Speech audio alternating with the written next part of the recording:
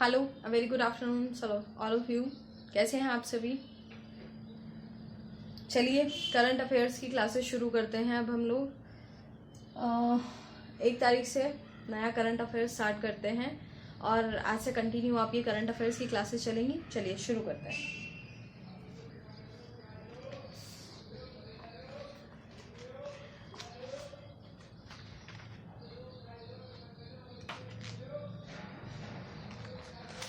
देखिए, कुछ important topics हैं, कुछ इम्पॉर्टेंट चीज़ें हैं जो न्यूज़ में हाईलाइट हो रही हैं। ठीक है, तो अब मैं आपको अगर एक एक नंबर के क्वेश्चन ऐसे बता दूं और फिर बोलूं कि ऐसे, क्योंकि आप समझते हैं कि यूपी जो पीसीएस का जो एग्ज़ाम है वो किसी भी सब्जेक्ट की एक बहुत गहरी और एक बहुत अच्छी समझ रखता है। और उस एग्ज़ाम के लिए आपको करंट को थोड़ा अच्छे से समझना चाहिए कि मैं करंट अफेयर्स को बहुत अच्छे से समझ सकूँ, बहुत गहराई से। देखिए, मैं मैथ्स जो करा रही हूँ, मैं मैथ्स वो नहीं करा रही हूँ कि आप जो है एक बहुत हाई लेवल पर मैं मैथ्स आपको करा रही हूँ। बहुत सिंपल लेवल पर, जैसे आईएएस के एग्ज़ाम में सीसेट की सीरीज़ होती है, यूपीएससी के यूपीपीसीएस यानी सिविल सर्विस में जो सीसेट के एग्ज़ाम में डिमांड होती है मैथ्स की, मैं वही करा रही हूँ। लेकिन करंट अफेयर्स में मैं अगर आपको ऐसे बोलूं कि मैं 10 क्वेश्चन लिख फटाफट करा दूं और 10 क्वेश्चन के आंसर बता दूं, और जब तक आपको उनके आंसर का रीजन नहीं पता होगा, लॉजिक नहीं पता होगा कि इसका ये आंसर क्यों है, तब तक आपके लिए कोई बेनिफिट नहीं है उस आंसर का। ठीक है, तो इसीलिए चलते हैं। सबसे पहला आप टॉपिक डाल लीजिएगा आज के लिए। चलिए, साइक्लोन मैन ऑफ इंडिया के नाम से, साइक्लोन मैन ऑफ इंडिया कि ऐसे कौन से व्यक्ति हैं जो साइक्लोन मैन ऑफ इंडिया के नाम से जाने जाते हैं। ठीक है, हेडिंग डाल लीजिएगा, साइक्लोन मैन ऑफ इंडिया। डाल लिया आपने? चलिए लिखिएगा कि जो साइक्लोन मैन ऑफ इंडिया है वो है कौन। देखिए, हुआ क्या कि आईएमडी यानी India Meteorological Department, IMD India Meteorological Department, उस डिपार्टमेंट ने बंगाल की खाड़ी, कॉमा हिंद महासागर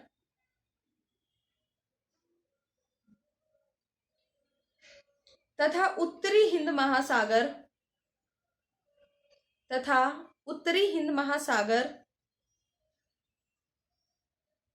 के ऊपर बनने वाले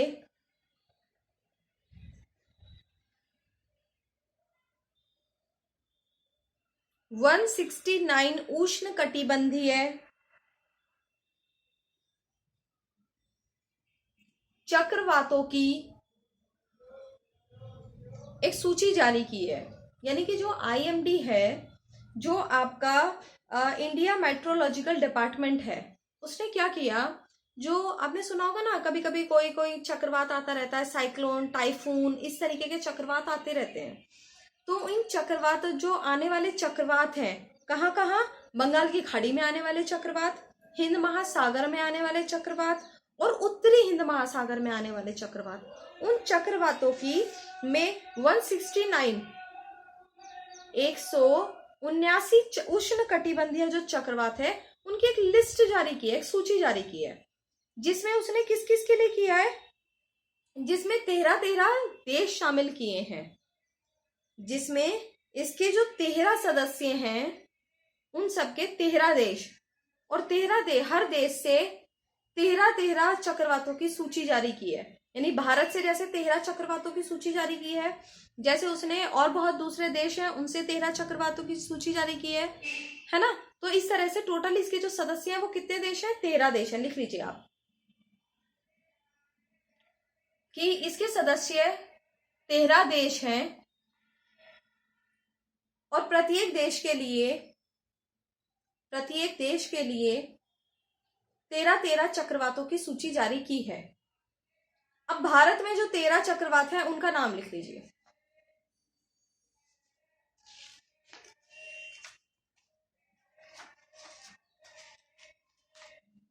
लिखिए,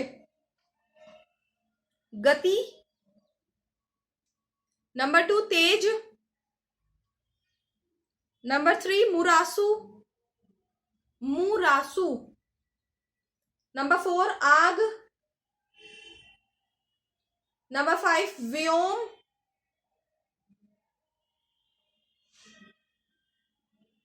नंबर 6 झार, झार झे झरना, झार। नंबर 7 प्रोबाहो, प्रोबाहो देख लीजिए, प्रोबाहो, प्रोबाहो, ठीक है।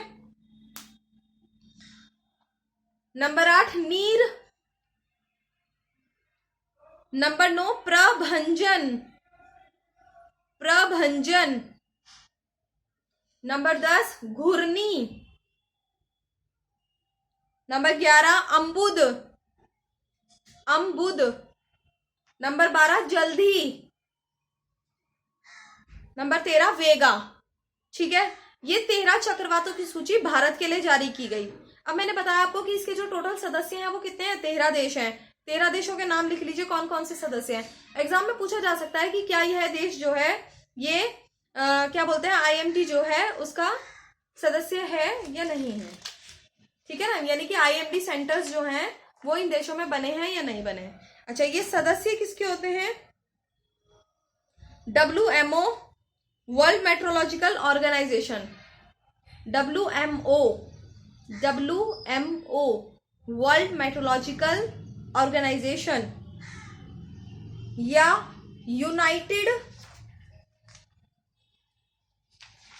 United Nations Economic and Social Commission, Social Commission for Asia and the Pacific. इनके सदस्य देशों के नाम लिख लीजिएगा।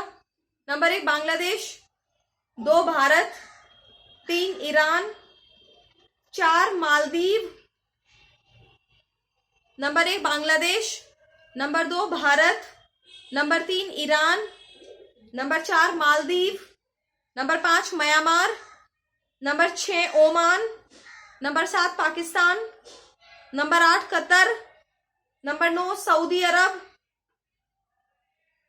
फिर से लिख लीजिए एक बार। Number 5 Myanmar, number 6 Oman, number 7 Pakistan, number 8 Qatar, number 9 Saudi Arab, number 10 Sri Lanka, number 11 Thailand, 12 UAE, number 13 Yemen.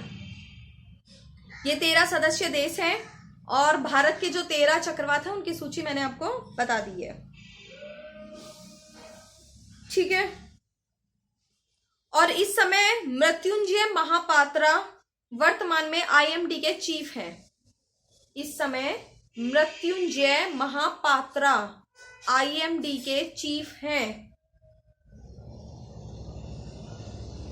IMD के चीफ हैं। और मृत्युंजय महापात्रा को ही साइक्लोन मैन ऑफ इंडिया कहा जाता है। मृत्युंजय महापात्रा को ही साइक्लोन मैन ऑफ इंडिया कहा जाता है। नेक्स्ट जो चर्चा में रहा विषय आपकी कल की न्यूज में लिख लीजिए, ग्रिड, GRID, ग्रिड।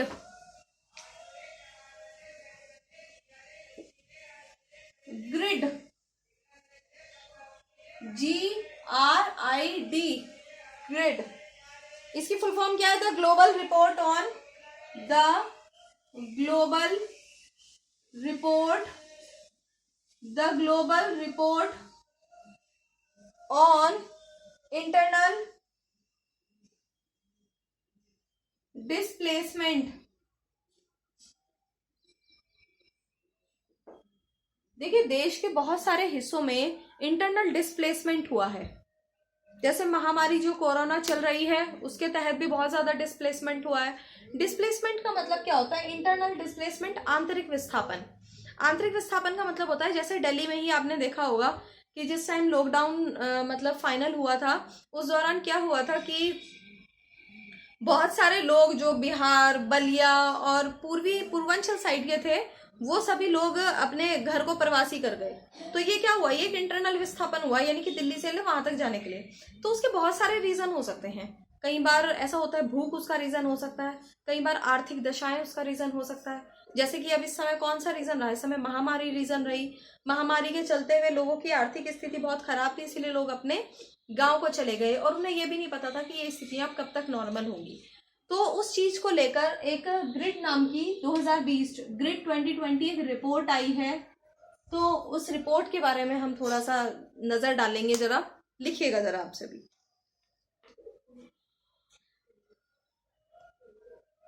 इस रिपोर्ट में दुनिया भर के देश के लोगों द्वारा होने वाली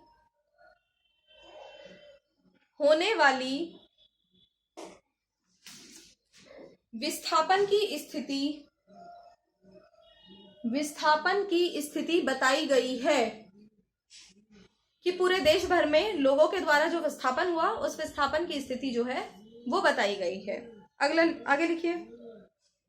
वैश्विक स्तर पर 145 देशों में 2019 के दौरान 33.4 मिलियन लोगों को 33.4 मिलियन लोगों को इस इंटरनल डिस्प्लेसमेंट का सामना करना पड़ा। यानी कि उन्हें अपने घरों को, अपनी जगहों को, जहां वो बहुत लंबे अरसे से रह रहे थे, उनको छोड़कर दूसरी जगह बस जाना पड़ा।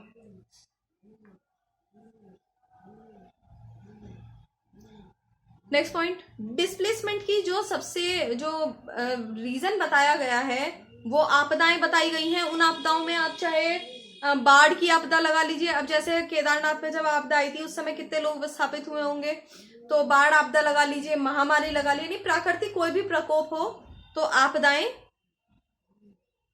और संघर्ष यानी कि आर्थिक रूप से संघर्ष, मानसिक रूप से संघर्ष, ठीक है, किसी के साथ कोई प्रॉब्लम हो गई तब।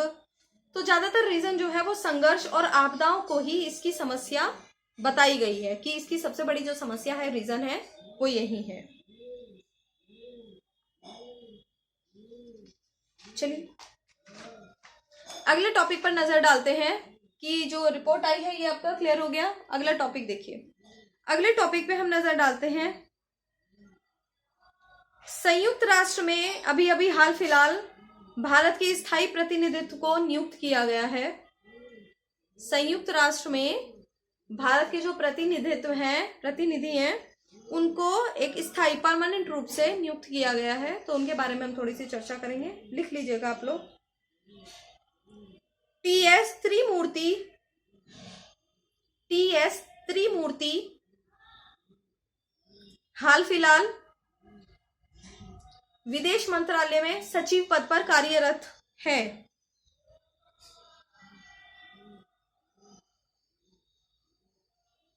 और वो सन 1985 बैच के आईएफएस ऑफिसर भी हैं। 1985 बैच के IFS officer, Indian Foreign Service. TS Trimurti, उनको संयुक्त राष्ट्र में एक स्थायी प्रतिनिधि के रूप में नियुक्त कर दिया गया है। एक चीज और लिख लीजिए, पूछ लिया जाता है कि टीएस त्रिमूर्ति जो है इस समय किसकी जगह लेंगे? सैयद अकबरुद्दीन की।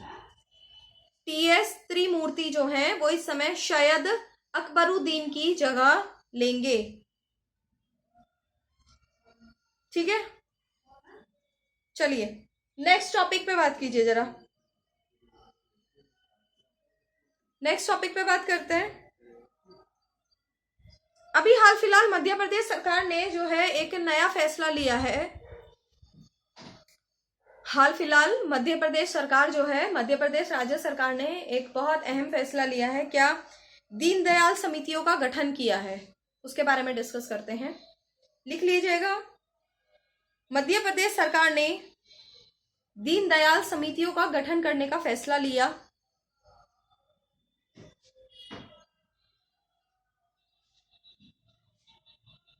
इन समितियों का गठन, देखिए इन समितियों का वास्तव में गठन क्यों किया गया? मध्य प्रदेश सरकार ने ऐसा कदम क्यों उठाया? मध्य प्रदेश सरकार ने ऐसा कदम इसलिए उठाया कि अभी कोविड-19 के चलते राज्य सरकार और केंद्र सरकार कुछ ना कुछ सुविधाएं, लोगों के लिए बहुत सारी सुविधाएं कर रही है। राशन देना, उनको राशन में थोड़ी रियायतें देना, और जैसे लोगों की ईएमआई को 3 महीने के लिए बोला गया है कि अभी मतलब नहीं देनी है, बाद में जैसे भी होंगी वो मैनेज हो जाएंगी। अभी लोगों का काम रुका हुआ है, जनजीवन जो है वो थमा हुआ है। तो उसके चलते हुए मध्य प्रदेश सरकार ने कहा कि दीनदयाल समितियों का गठन किया, और इन समितियों का जो लक्ष्य है वो मेन पर्पस क्या है कि एक अपर लेयर पर तो कोई भी सुविधा बहुत जल्दी मिल जाती है, लेकिन एक ग्राउंड लेवल पर, डाउन टू अर्थ अगर हम बात करें, ग्राउंड लेवल पर उस सुविधाओं को पहुंचाने में थोड़ी दिक्कत आती है। तो उन्होंने कहा कि इन समितियों का उद्देश्य ही यही है कि गांव में पंचायत स्तर पर और शहरों में जो सबसे छोटी इकाई होती है वो वार्ड होती है, यानी एक कॉलोनी जो है, एक कॉलोनी का जो मेंबर होता है वो वार्ड मेंबर होता है। ऐसे गांव में जो छोटी होती है यूनिट होती है वो ग्राम पंचायत होती है। तो पंचायत स्तर पर और शहरों में वार्ड स्तर पर वो कोविड-19 में दी जाने वाली जो सुविधाएं हैं उन सुविधाओं तक को लोगों तक पहुंचा सके। ठीक है, लिख लीजिएगा एक बार। दीनदयाल समितियों का गठन करने का उद्देश्य कोरोना वायरस कोविड-19 के संकट से निपटने की दशा में कल्याणकारी योजनाओं के लाभ को ग्रामीण क्षेत्रों में पंचायत स्तर तक, शहरी क्षेत्रों में वार्ड स्तर तक पहुंचाया जा सके।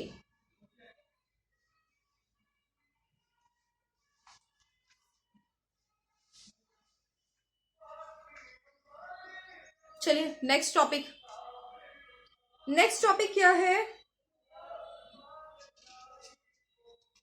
अच्छा, कई बार क्वेश्चन बहुत पूछा जाता है, जैसे मैंने देखा है कुछ ना कुछ इस तरह के क्वेश्चन आते रहते हैं कि जो हमारी संघ सूची, राज्य सूची और संवर्ती सूची है उनमें पूछ लिया जाता है कि ये राज्य सूची का विषय है नहीं है, ये संघ सूची का विषय है नहीं है।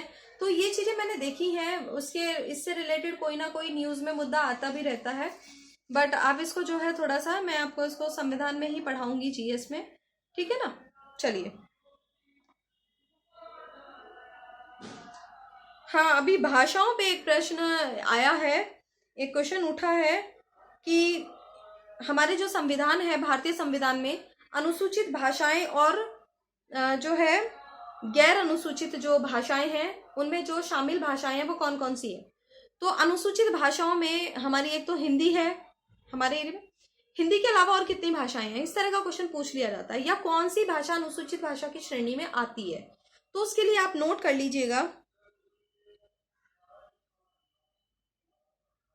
कि 22 भाषाओं को 8वीं अनुसूची में शामिल किया गया है। 22 भाषाओं को 8वीं अनुसूची में शामिल किया गया है। और उन 22 भाषाएं जो अनुसूचित भाषाओं में शामिल हैं उनके नाम हैं, number 1 Hindi, number 2 Asamiya, Asamiya Assam, Asamiya, number 3 Bangla, Bangladesh Bangla, number 4 Bodo, 5 Dongri, Dongri, next Gujarati, next Kannada, next Kashmiri, next Konkani, next Maithili, next Malayalam, next Manipuri, next Marathi, next Nepali, next Odia, next Punjabi, next Sanskrit, next Santhali, Santhali, next Sindhi, next Tamil, next Telugu, last Urdu. Total 22 भाषाएं हैं। चलिए नेक्स्ट टॉपिक देखिए जरा आप।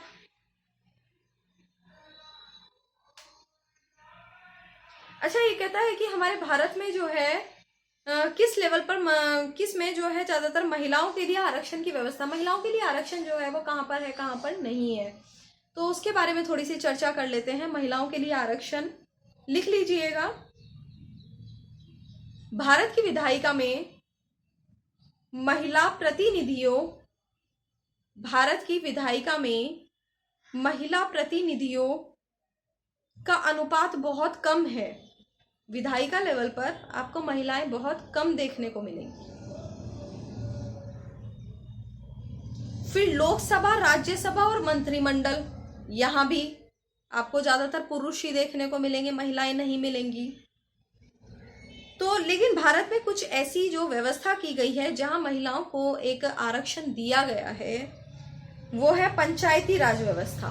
यानी हमारी जो स्थानीय सरकार है, लोकल गवर्नमेंट है, लिख लीजिए, स्थानीय सरकारों में यानी पंचायतें और नगर पालिका, स्थानीय सरकार में हमारी कौन सी आती है, गांव में पंचायत और शहर में नगर पालिका, लोकल जो हमारी गवर्नमेंट होती है, में 1/3 पद महिलाओं के लिए आरक्षित किए गए हैं। 1/3 पद महिलाओं के लिए आरक्षित किए गए हैं।